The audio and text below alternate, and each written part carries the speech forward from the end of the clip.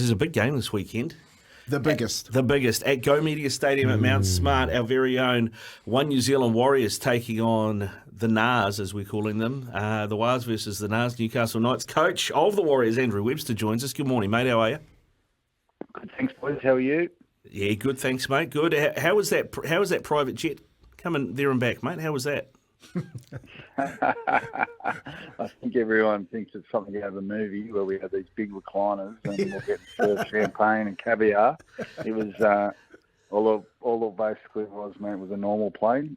We didn't even have television. So there you go. Normal plane with that little partition for the coaches, Webby? Like, the pictures with the riffraff up the back. Yeah, I kept the riffraff up the back and just, it was really grateful though that we got it. It was, it just allowed us stability rather than, this time of year it's a little hard with everyone being so busy travelling around the world. Flights get delayed all the time, so that was probably the best part about it. Yeah, no worries about getting the boys back with the recovery, especially. How's it gone, mate? You picked up a couple of niggles there. Tohu's back. I noticed that Dylan Walker came off too late in that game. And Sean, how's he looking for Saturday? Tohu's good. Dylan's fine, mate. He got a whack on his big toe. That's how small it was. And I didn't even ask him if he was okay. I just looked like it was an ankle live. And there was 5 minutes to go. And unfortunately, the scoreboard was done. So I wasn't going to risk him for this week, so that would be stupid. And we had subs up our sleeve, so I just got him off there, mate. And it came off, walking the sheds, how you going? He goes, that's my big toe, and I almost started laughing at myself for doing that because it seems ridiculous, but I just didn't want to take a risk when I saw him limping around like that. And then Sean, he's definitely better this time than he was last week, so that's positive. He's tracking in the right direction. Everyone probably thinks we're keeping it, but we actually don't know until the end of the week exactly how he's going to be because we've really relaxed his running this week and we're just making sure that we get him right for the weekend. So we're going to know more later in the week, but so far he's tracking well. Yeah, give him as much time as possible. That's what Warriors fans and particularly yourself will be thinking and hoping. Hey, just you don't want to look too far back, but you would have reflected on that performance and performance that. You got to credit the Penrith Panthers. They come out, they just put you under a whole lot of pressure and force you into areas we haven't been accustomed to this year. What was the reflection, just quickly looking forward, knowing that the task is ahead? Yeah, I think when a team like the Panthers, a championship team like that, are playing their best football or playing sort of really good football, and you're not playing your best, you're in for a long day at the office. Because when we did put them under pressure and we actually got our game on, I thought we looked like more than competitive. I thought we could mix it with them. The biggest point for me thing was we just walked away. I thought we beat ourselves, and we just played right into their hands. We started making things up. We started doing things we hadn't done all year, and we weren't ourselves. So you could see how aggressive the boys wanted to be and go after the opposition, but we weren't putting our energy into the right things, and we just weren't disciplined. So too many errors, put ourselves under pressure, and they're very good at putting you under pressure even more so once you do that. Yeah, some unforced errors, maybe that built that pressure as well. How important is field position this time of year? You didn't seem to have a hell of a lot of it against Penrith. Mate, field position and possession are the two major things. You can't have one without the other. If you don't have possession, you can't have field position. You can't apply any pressure. So the thing is, you got to work hard for that. You got to work hard for the field position battle. And if you're losing possession, you're working too hard, and then you're just so fatigued. That's what Penrith do to you. They fatigue you, and you can be the fittest person in the world, but if you're working 3 times as hard as they are because you don't have the ball and you're defending all the time, then that's just too hard to gain field position. So. You're 100% right. That's what finals footy is all about. We just got to be smarter and put our energy in the right things so we can have both. Webby, we've had I put it out there you were coming on, asked people to text through with their questions. We've got a heap rolling through, mate, including one offering you the PM's job, because apparently that's coming up shortly. Don't know if you want that. But Mark, I think you might have been a bit salty about the way the Panthers have played all season by this question, but can you ask Webby why we don't just do what Penrith do and stay permanently offside and never be square at marker, because it makes it harder for the oppo?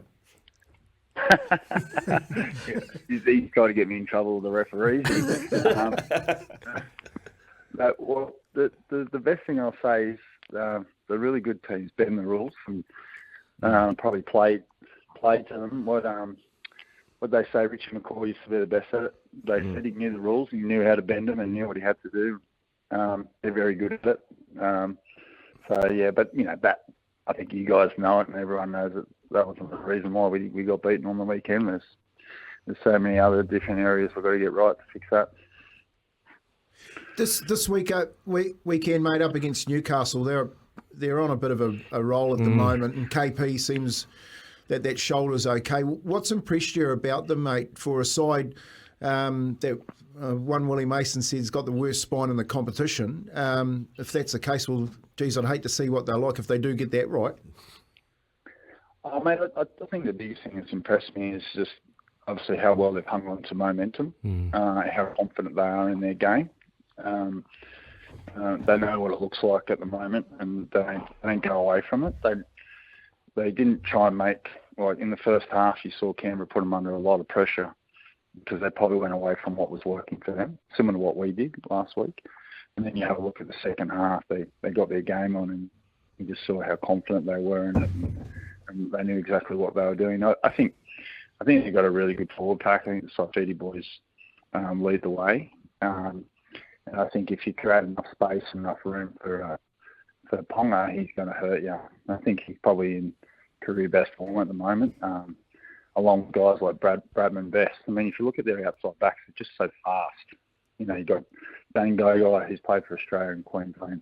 Bradman Best has played for New South Wales, and Young on the wing, who's electric. So, and then they got Martha, who's the bodybuilder, as they call him. He's just like a wrecking ball. So, I think they've got a lot of talent and a lot of speed out wide. So the forwards do a really good job of creating room for them. And I think guys like Tyson Gamble have done a really good job. Clune, who'll come in this week, they've just done a good job at knowing what the role is and just getting the ball in key spots.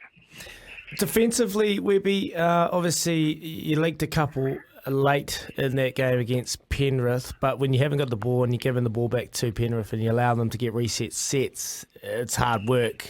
But defensively, what do you want to see improvement from this week, and how do you stop the threats you've just rattled off then? Is it something that the tackle are wrapping up the ball, two in the tackle, a bit of line speed, or everything above? Yeah, our line speed was I think everyone would say, particularly early, our line speed was pretty good. We were aggressive, but we probably weren't clever enough in the tackle. Our kick chase +2 wasn't good enough. When that's meant in our first two plays when we're tackling, we were trying so hard, getting line speed and we're aggressive, but we're bouncing off. We weren't sticking. We weren't slowing it down. We weren't putting Penrith under pressure. So I'd love to see that improve. I thought we showed at stages heaps of resilience on our try line, but the tries they did score when we were under pressure, we came out of our system. We're big on, if we do everything within our system and they beat us with tries, then we can hold our hands up. But don't get beaten by doing something that's not right. Don't get beaten by doing something out of our system, because we pride ourselves on it. We trust it. We know it's worked all year. So don't just start making things up defensively. So lots of love. Honestly, lots is really good. And against those good teams, if you're off slightly or you don't get it right, it's probably going to make you pay. Because as the lesser teams, you can probably get away with them. But yeah, we just want to get back to our style of defence and stay in our systems, and we'll be fine. Our style of attack as well. I watched the game closely, and just throughout the year we were committing defensive players to make a read, and 9 times out of 10 the read was wrong. But when they went wide, Penrith seemed to get off quick and get players out wide and stopping Dallin Watanabe. They had an opportunity late in that piece. What adjustments there? Were we just a little bit too deep on our attack? Yeah, we probably like you said. Well, one, we were throwing shots. We're throwing shots at a pretty fresh defensive line there. That's one thing. Two, they're very good at it. And three, we had the mindset where we put on a play, and if we didn't feel it was working, we then wanted to, how can we squeeze more out of this play? And that's when we were trying to go around them and not being smart, or not just attacking an inside shoulder and getting a quick play the ball and then get them on the next one. Like we started trying to. That's what pressure does to you. You start trying to think, right, I've got to do a little bit more here than I normally do, instead of just doing what we know works. But to your point, I think we've got to attack the ruck more, close their space, and then move the football, as opposed to trying to go around and try and straight away. We've got to earn the right a little bit more and create a bit more momentum in our set. Hey, Webby, just a message here from James. He just says, Webby, just want to say thank you, mate, from the bottom of his heart. Obviously, a lot of people in and around New Zealand this year, tickets are all sold out within 40 minutes or so. So it's another packed stadium. I just want to talk a little bit about semi-final football. Like, do you think you got caught out on the weekend, the boys in and around that next step up? And if you do think that, like, the weekend, staying in it for long periods of time is going to be really important, do you think that they now know the significance of it? I think there's two sides to it. Like, finals football, we got a lesson on it. We've got heaps of guys that played finals footy, and they know it. They've walked off and go, that's just not how you play finals footy. Like, they know it. We've got more, but we just haven't played finals footy together. We've played at different pockets in their careers. And I think we got a real lesson in finals footy, and the boys understand it, about pressure, playing the long game. So the thing for me is, like, are we capable of it? Yes, we are. So that's the best part. And I said to the boys, a day in rugby league's a long time, let alone a week. Things you can change, and they're not big changes, we can fix this week.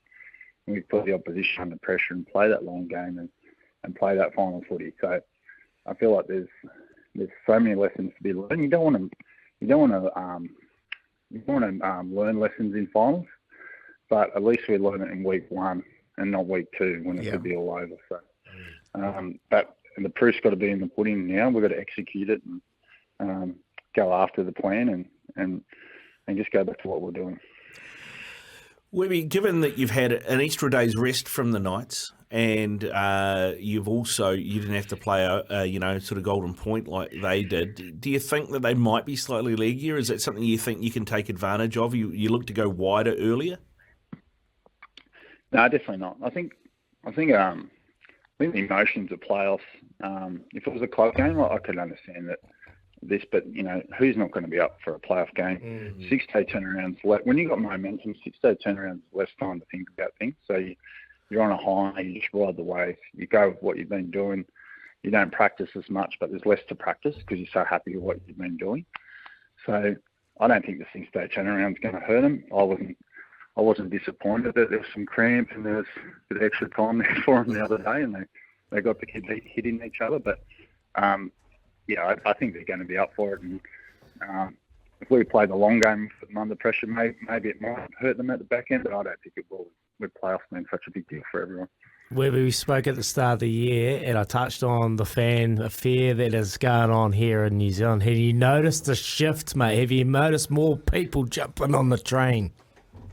Have I? Right? Yeah, no, I love it. The train's full at the moment, so forget them a playoff game, they might be over the top of them, on the top of the trains. But mate, just really proud of what the boys have achieved, because I think the support and what the country, how much they love the Warriors, it's blown me away. It really has. So, we've got 3 games to go, and that's our plan. We're not, worried about this week first, but we're not here just to make up the numbers. We're here to do everyone proud, and if we can keep that going. But in future years, we want to stay consistent. So this momentum and this support around the whole country isn't a shift. It's just normality. So that's the plan.